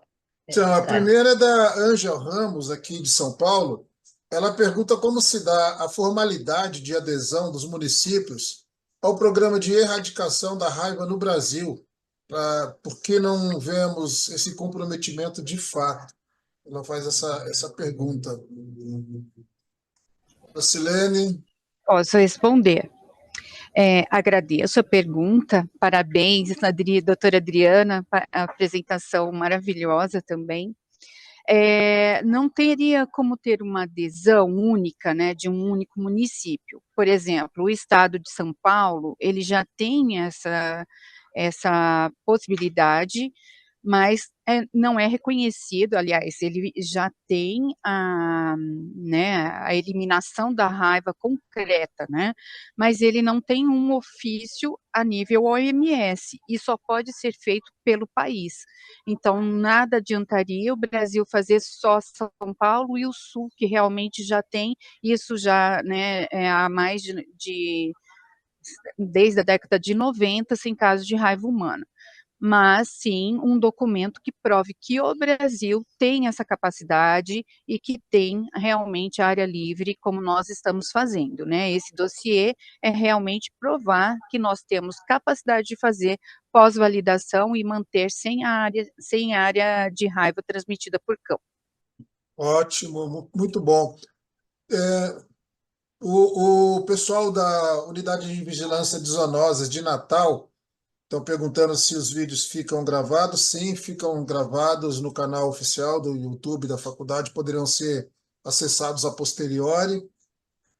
Tem mais uma questão aqui, Rafael França Lima. Ele tem uma pergunta para ambas as apresentadoras. Sobre a vacinação de animal silvestre, como está acontecendo em primatas, assim como está acontecendo em primatas para a febre amarela, é viável esse mesmo procedimento em relação à raiva? Né? Vacinação contra a raiva para animais silvestres. Eu não tenho essa informação que os primatas sejam vacinados, né? Eu vou até pedir desculpa e, né, ter essa informação, não sei se a Adri tem isso, mas ainda não tem uma vacinação em massa para esses primatas, né? Vai ter só para humanos. Assim como para canídeos também, a gente pretende fazer a vacinação massiva para esses animais, mas ainda tem projetos, né? Estudos, porque é mais difícil da gente fazer essa manipulação desses animais em áreas silvestres, né? Perfeito. Tamara, tem questões por aí? A Adriana, acho que a Adriana ia falar Não, é alguma coisa. que Senhora, perdão, a Adriana está... eu só ia comentar que acho que ele comentou da vacinação de macacos contra a febre amarela, né? E com relação à raiva, é o que a doutora Silene comentou, existem ainda projetos, porque há que se desenvolver vacinas para ser distribuídas, por exemplo, na área silvestre, né? Não há ainda uma forma da gente vacinar esses animais fazendo o contato direto com eles, né? A Silene até comentou de algumas formas aí de iscas. Então, assim, há estudos nesse sentido, mas aqui no Brasil ainda nós estamos engatinhando, né, Silene, para que a gente possa Exatamente. partir para essa questão da vacinação dos animais silvestres, né? São estratégias diferenciadas, né? Então, de repente, para macacos, para primatas, deveria ser, né, da forma aplicada, com realmente, e não iscas, aí a gente não sabe. Então, tem que estudar realmente as estratégias para isso. Tem uma outra pergunta aqui, endemias, sobre vacinação antirrábica, porque não há disponibilização durante todo o ano para os municípios como rotina, e a campanha para alcançar o que faltar na meta da área mínima de cobertura vacinal, a Bom, vacina antirrábica. se a pessoa estiver falando aqui do estado de São Paulo, então assim, existe vacina para os municípios, sim. Então, o que houve foi uma mudança de estratégia. Aqui no estado de São Paulo não há mais campanhas, mas a vacina é distribuída mensalmente para os municípios e eles podem manter postos fixos de vacinação. E por agendamento, as pessoas podem ir até mais seguro para os seus animais vacinar com agendamento, porque em campanhas a gente verifica o risco de animais serem atropelados, até para levar os gatos para vacinação, misturar cães e gatos. A doutora Silene comentou a dificuldade que é vacinação de gatos. Então, existe a possibilidade aqui no estado de São Paulo que os municípios façam esse agendamento. Então, a pessoa pode levar seus animais naquele dia e pode levar só o gato, não vai ter contato com o cachorro, mas não há mais campanhas. Então, aquela situação de postos nas praças ou em escolas, isso não há mais. Agora, os municípios instalam locais, escolhem locais e lá fica rotineiramente, durante todo o ano, a vacina sendo oferecida. Até com melhor condição, porque para vacinar animais nas ruas, é difícil para manter a temperatura das vacinas, as pessoas ficam expostas à chuva, sol. Então, hoje, a gente entende mais a situação do estado de São Paulo. Lógico que outros locais que ainda têm transmissão precisam fazer essa vacinação, precisam ter a cobertura vacinal, precisam seguir essas regras que o Ministério sempre coloca. Mas aqui no estado de São Paulo, como a gente tem uma situação mais tranquila em relação à circulação das variantes caninas, então a gente pode fazer dessa maneira. Ótimo, maravilha. Eu tenho uma questão que eu queria trazer para a doutora Silene. Na apresentação dela sobre a raiva transmitida por cães e por outros animais, chamou a atenção que especialmente no ano de 2005, teve um aumento assim substancial, um pico grande de transmissão de raiva por outros animais que não cães, né? A que se deve esse fato? Foi aquilo lá. São surtos causados por raiva de morcegos, né, especialmente nas áreas de ribeirinhas. Então, a partir de 2004, 2005, nós tivemos surtos importantes que aconteceram nessas regiões amazônicas, né, realmente aquelas áreas que é muito comum ter a espoliação do morcego, mas a circulação não se sabia, né, que tinha a circulação do vírus. Então, acabou acontecendo mais de 70 óbitos, né, naquele momento. Então, esse aumento determinou aí a mudança de perfil do Brasil, né? Hoje o morcego, ele vai ser o reservatório mais importante do país. Por isso que a gente deve ficar atenta, não só a transmissão direta que ocorre nessas áreas, como a transmissão indireta que pode ser por cães e gatos. Por isso, essa importância do animal estar vacinado, ser observado quanto ao seu comportamento, né, como a doutora Adriana comentou. Então, a vacinação, ela deve ser, sim, realizada pelo tutor, anualmente, tá? Então, mesmo que não tenha a campanha de vacinação, mas tenha as opções de estratégias em São Paulo, a pessoa vai poder vacinar o seu cão para evitar realmente que tenha transmissão secundária, que a gente chama, né, que é a raiva do morcego ali com o cão. Aí também tem uma pergunta aqui para aderir, para aderir a essa estratégia de vacinação como a de São Paulo, o que fazer? Como aderir a essa vacinação É, municipal? seria isso, para aderir a essa estratégia de vacinação como a de São Paulo. Ah, para outros estados chegarem Eu nesse acredito ponto? que sim, Ah, seguindo esse modelo, né? aí a Silene que tem que dizer como é que estão os outros estados. A gente vai fazer essa avaliação, né, por regiões ou pela situação estadual, porque também é como a doutora Adriana colocou, tem uma avaliação de envio de amostras, né? Então, a vigilância municipal e estadual é importante para a gente avaliar nesse momento. Então, a partir do momento, quando a gente coloca a validação de área, o dossiê é aprovado pela OMS, nós temos, né, determinada área livre do país, a gente vai avaliar se cada estado tem a sua condição, tá?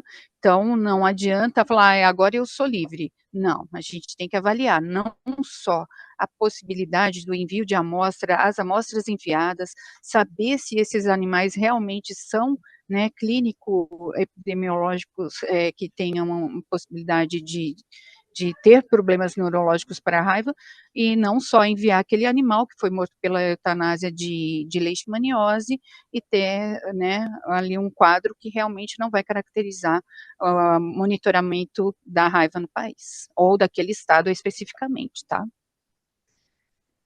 Espero Tá. que eu tenha respondido. E aí o Alexandre Chagas também pergunta que em algum momento da apresentação foi mostrado que o envio das amostras, o envio de amostras de morcego para análise laboratorial tem diminuído com o passar do tempo. E qual a melhor estratégia para que essa situação mude? Bom, no estado de São Paulo, na verdade, nós temos aumento no envio de amostras, mas não homogênea. Geralmente, alguns municípios que têm equipes trabalhando na vigilância de animais, né, de morcegos, há um aumento, há um número constante, ou às vezes até o aumento do envio de morcegos para diagnóstico, o que não acontece em todos os municípios. Então, o que tem diminuído é o envio de amostras de cães e gatos. Então, é o que a gente tem, como a doutora Silene falou, não é porque, eu estou livre, então não preciso mais fazer nada. Na verdade, nós temos que trabalhar no monitoramento, na vigilância, e nós temos incentivado os municípios a abrirem canais de escuta para a população reclamar ou avisar, na verdade, não é nem reclamar, é notificar a presença desses morcegos, então adentramento, morcegos caídos. Então, isso é uma estratégia importante que os municípios têm a fazer, porque às vezes eu tenho alguns municípios que enviam amostras, têm amostras positivas de morcego, e os que estão ao lado não tem envio ou não aparece positividade. E a gente pensa, como assim? Se é uma divisa, como é que em um tem, o outro não tem?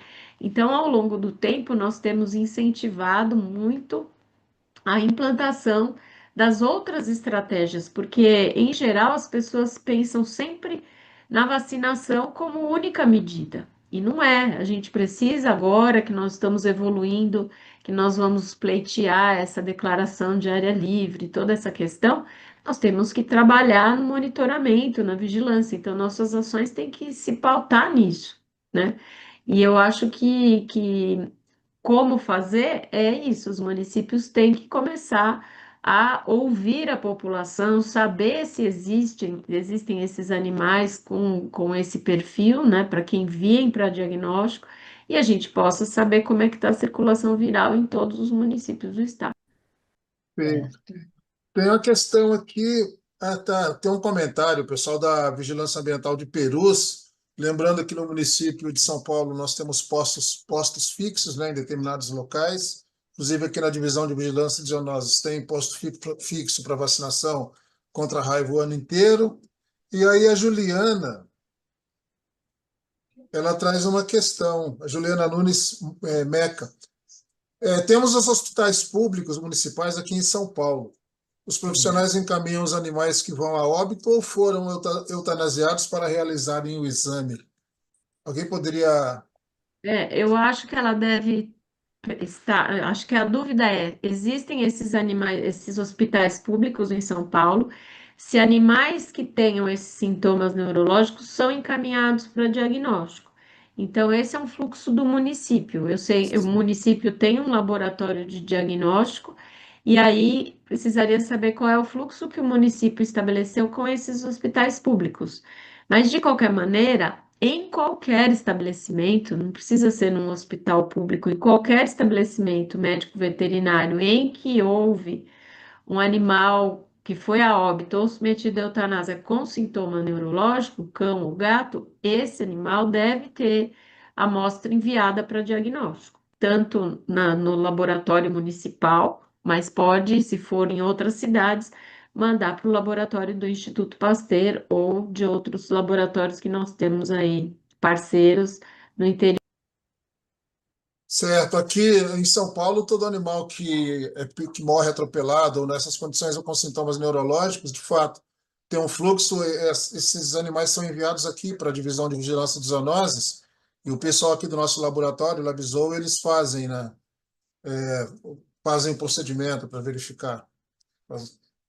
Esse fluxo existe. Eu não tenho mais nenhuma questão aqui. Tamara, É uma coisa que eu fiquei pensando, assim, se existe uma sazonalidade nesses casos, ou se não, se acontece, não existe um padrão sazonal da ocorrência dos casos. E eu fiquei pensando, assim, no caso, é importante os tutores vacinarem seus cães, seus gatos, né, na estratégia normal de vacinação.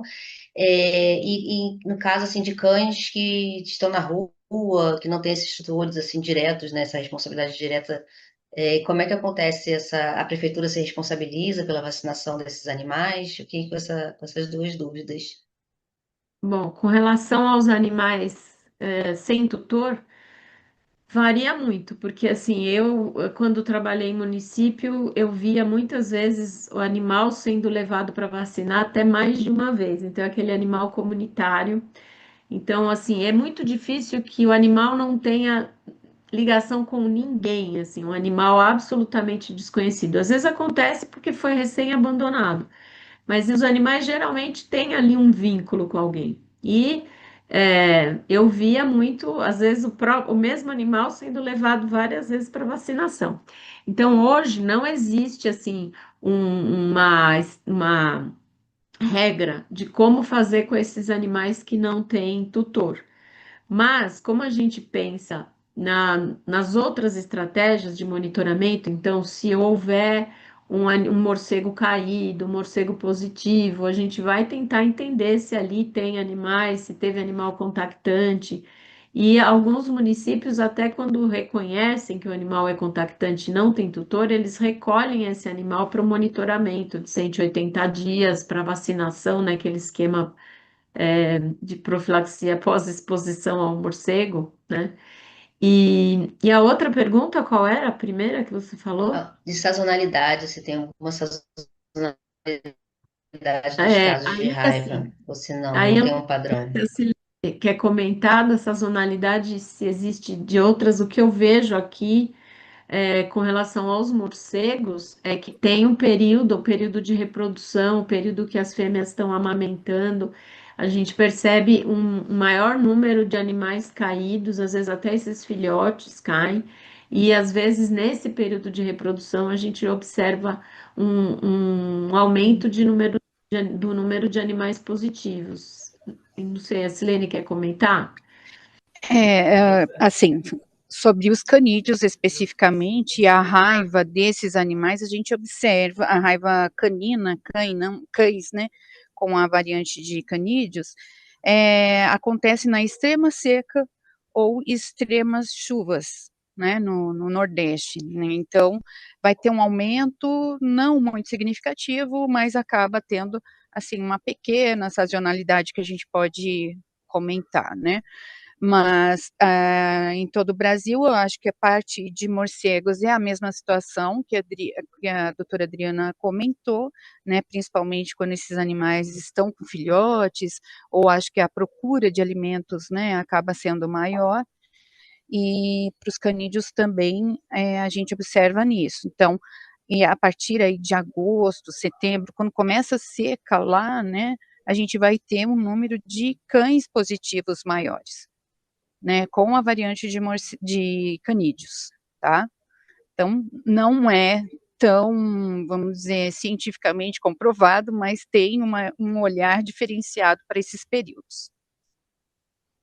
Legal, Mas precisa ficar obrigada. claro que o vírus circula durante todo o ano, né? Porque ainda tem pessoas que pensam que a raiva só acontece em agosto, porque a gente tem historicamente aquelas campanhas aconteciam principalmente em agosto. Então, assim, há possibilidade de casos durante todo o ano. No entanto, quando a gente tem, por exemplo, brigas por fêmeas, começa a ter esse contato maior entre eles, é que pode haver um risco de maior transmissão do vírus circulante ali naquela população. Então, mas assim, durante todo o ano nós temos possibilidade de casos positivos, né? Bem Certo. complementado. E é uma curiosidade, né, na época que a gente tinha o agosto, que era o mês cachorro louco, era pelo o cio das fêmeas, né, que acontecia muito nesse período aí de agosto, aí tinha aglomeração de cães e gatos, brigas, né, disputa das fêmeas, e coincidiu, e ficou histórico. Agosto, mês do cachorro louco. Ah, muito interessante. Perfeito. Legal. Bom, não tem mais nenhuma questão por aqui. São 11h20. Eu acho que nós podemos caminhar para as considerações finais, né? Vou chamar primeiro a doutora Adriana e depois, na sequência, a doutora Silene para tecer as considerações finais. Poderia ser assim? Pode ser. Então, eu agradeço muito pela oportunidade. Mais uma vez, peço desculpas aí pelo ocorrido ter atrapalhado a apresentação. Agradeço pela oportunidade e agradeço a todos e todas que estão aí assistindo. E espero que nós consigamos, com essas informações, ampliar o conhecimento, que as pessoas comecem realmente a se sentir parte desse programa, né? Porque todos fazemos parte do programa. Às vezes as pessoas acham que só quem está ligado ao local, à vigilância de zoonoses, mas todos, ainda mais com o que a doutora Silene falou do CIGEL, então todos nós temos um papel importante nessa vigilância.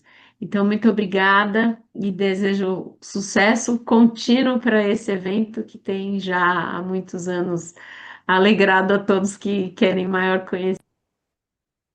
Eu também tenho muito a agradecer, principalmente pela oportunidade da gente estar falando, né, de um progresso que foram feitos a várias mãos, repito isso, porque assim como a Adriana, que é coordenadora do programa da Raiva no estado de São Paulo, que teve muito a acrescentar e mostrar para a gente que somos, sim, somos um país que tem condições de fazer a eliminação da raiva, né, e é uma doença que a gente sabe que é totalmente imunoprevenível e a gente tem as ferramentas para isso, e conseguimos alcançar esse patamar hoje, né. Então, mas é apenas uma certificação, o restante do trabalho vai vir todinho, né, para nós aqui depois. E agradecer a oportunidade e incentivar que tenham mais possibilidades, né, de apresentação como essa, de debate como esse, muito importante. Agradeço demais a todos. Um abraço. Tamara, Bom, eu quero agradecer tanto a doutora Adriana quanto a doutora Silene pelas palestras, um assunto extremamente importante, um assunto que, como foi falado, não é tão comentado, existe a falsa ideia que não, é uma doença que não está mais presente, é um vírus que não está circulando tanto, e eu acho que foi uma manhã muito importante, vocês mostrando esse trabalho, fazendo um trabalho, né, de comunicação, um trabalho de conscientização, relacionado também à vacinação, né, não só é importante a nossa própria vacinação, mas a vacinação também dos animais. Então, eu só tenho a agradecer aí a Adriana e a Silene pelas excelentes palestras. Muito obrigada. obrigado. Também vou nessa linha. Gostaria muito de agradecer a Adriana e a Silene pelas palestras, excelentes palestras. A gente fica impressionado de ver a qualidade, né, do trabalho, a expertise desenvolvida, enfim, um histórico assim maravilhoso, né, em relação à questão do cenário da raiva no Brasil como um todo. Então, a gente está realmente aí de parabéns em relação a todo o trabalho que foi desenvolvido e agradecer o nosso público, né, presente aqui hoje. Tem gente de norte a sul do Brasil nos assistindo.